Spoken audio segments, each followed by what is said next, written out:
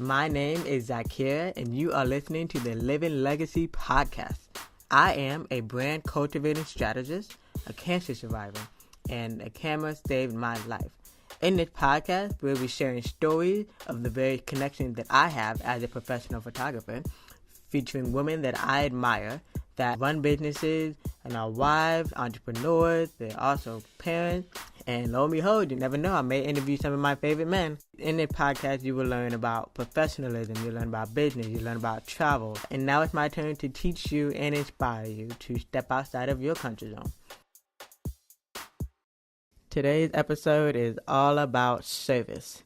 I will share my history with Kiwanis, Key Club, and nonprofits. As an only child, my mom taught me how to share my toys, my music, my food, my time, etc. The older I got, the easier it became. The older I got, the easier it became to give. I talk more about this in another episode, but combined with my love language, my disc profile, my enneagram, and my personality type, it's a given that service is inevitably a part of my life. I am that big-hearted empath that wears my heart on my sleeve. My love language is any one of the 5 on a given day, but the biggest is quality time. My disc profile is inspiring and supportive. My enneagram is type 2. I'm a helper. And my personality type is ISFP-T. So there could be an ISFP-A or there could be an ISFP-T. As a Muslim, charity is one of our 5 pillars of our religion, of Islam. I talk more about what those other 4 pillars are in a previous episode that I did with my dad. Charity becomes more prominent during the holy month of Ramadan. It's more so common for women because if you are unable to fast or sustain from eating and drinking from sunup to sundown for the 30 days in the month, then you should be charitable. It could be monetary or it could be a matter of giving your time and being there for someone in need, someone who's sick, or just simply serving or making food for those who are fasting or are also just less fortunate. Now, for me, because of my history with PCOS, polycystic ovarian syndrome, which is also something I talked about in a previous episode, I end up doing more charity than fasting. It just almost became like taking a breath for me as far as being charitable. It's very common for women, especially if you're on your menstrual cycle or pregnant, because those are the times you should not be fasting. Of course, it qualifies for either woman or man. As a Muslim, if you cannot sustain from eating, then you should be more charitable. My first real paid job was as a summer camp counselor in middle school. No, I was not 16 years old yet. It was a part of vocational and orientation training skills, life skills. So they were able to combine it with paying us bi-weekly that allowed us to also learn how to utilize a bank account. That was such an exciting job for me because I was able to be of service. Even though I was a summer camp counselor, I was able to be of service in many other ways. I was able to be a listener. Back in middle school, I considered being a psychologist because so many people just naturally flocked to me with their problems seeking advice. But in high school, I became a member of Key Club, which is the high school portion of Kiwanis International. So I went to 2 different high schools. The first high school, I became a member, and even though I ran for secretary, to be a secretary in my sophomore year, so I was a member during my freshman year, and during my sophomore year, I ran to be a secretary.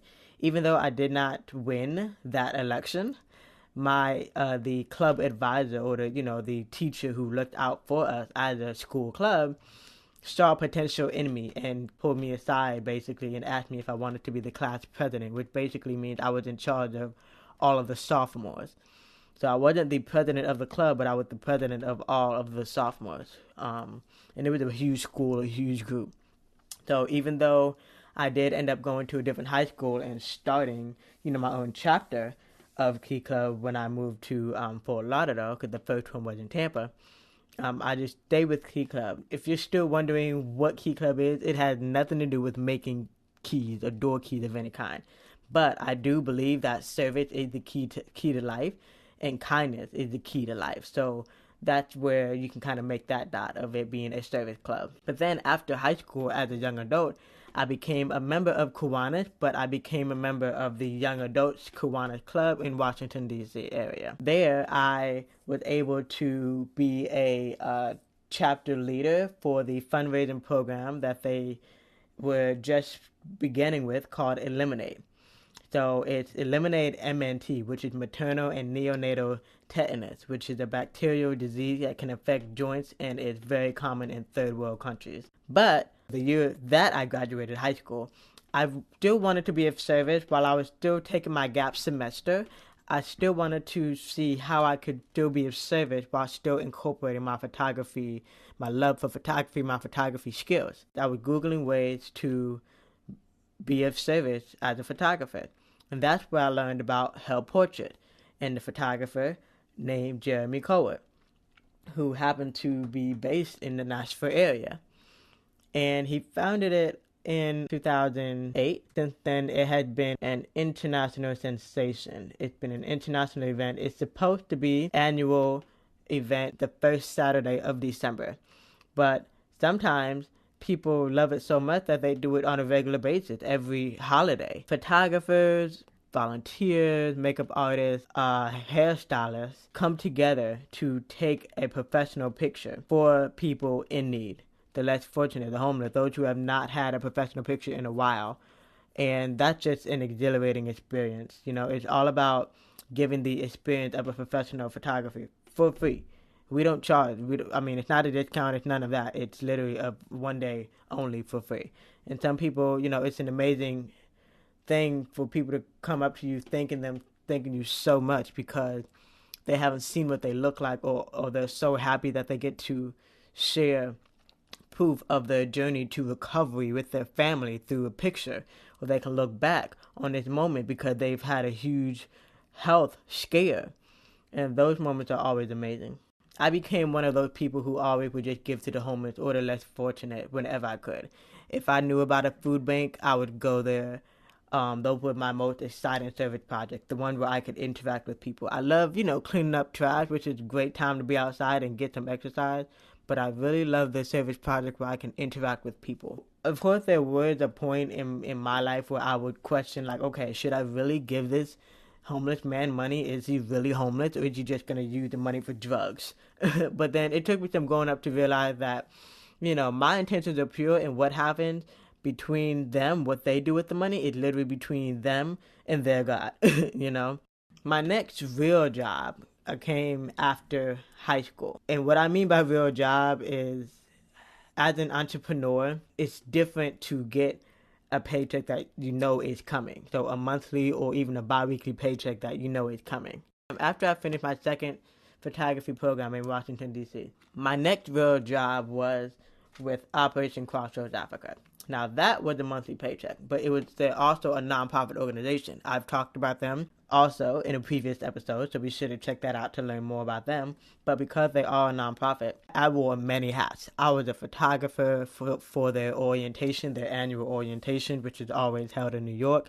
I was a communications associate for the D.C., Maryland, and Virginia Alumni Association. I was also a videographer because at one point I just believed that they needed an updated and a color version of a promo video. I was also their social media marketer. I helped them to create their Twitter and Instagram and Pinterest pages. And then I was also their email manager because I helped them to utilize email a bit more. I then also became their productivity consultant because they've been around for so long that there were so many things that I felt were outdated. And there's so many amazing apps and tools and resources out there that could help them be more seamless and make the processes less stressful. So I also became an advisor, and I was also a member of the 60th anniversary gala committee. But just being with Operation Crossroads Africa really opened a lot of doors for me. They were my first. They trusted me so much. They were really my first real clients as far as social media goes, as far as having a lot of more video for photography work, as well as accreditation for being an email manager. Even though I'm so grateful for the present and where I came from with Crossroads, because I began simply as a volunteer, I look forward to being a group leader to lead, a group of 8 to 10 students to either my husband country of the Gambia or to a new country in Africa as a part of my goal to visit 30 African countries by the age of 30. Right, yeah, I'm not 30 yet. Crossroads meant so much to me as a paid job because my love for Africa grew as a volunteer first when I traveled to Ghana in 2011. I'm also the type of person to give away my old clothing items or my old electronics to friends, families, or even companies similar to Goodwill, Salvation Army before I think about selling it.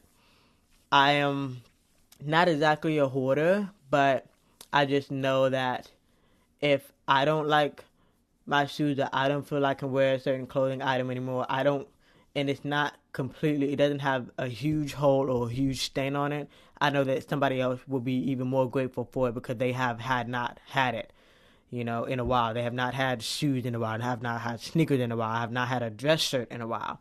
So I, think twice before throwing away. That kind of charitable mentality also stayed with me when it comes to recycling. Like I loved back when I was living in, Florida and DC, with being able to just kind of conserve the earth in that way. My favorite quote by Muhammad Ali is, "Service is the rent you pay for your room here on earth." And I truly believe that is the best way to make it in this life. Of course, love is always the answer. Love always wins. But then there's always service, being charitable, thinking about one another, being selfless.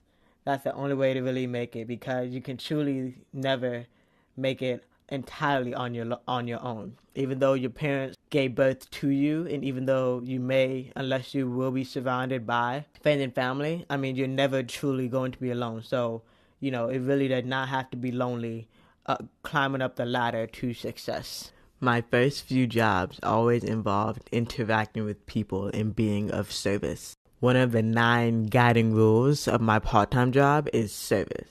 So no matter what I do, no matter where this life takes me, I try to always incorporate service with all of my jobs, no matter what I do, whether it's as a photographer, as a brand cultivating strategist, as a woman.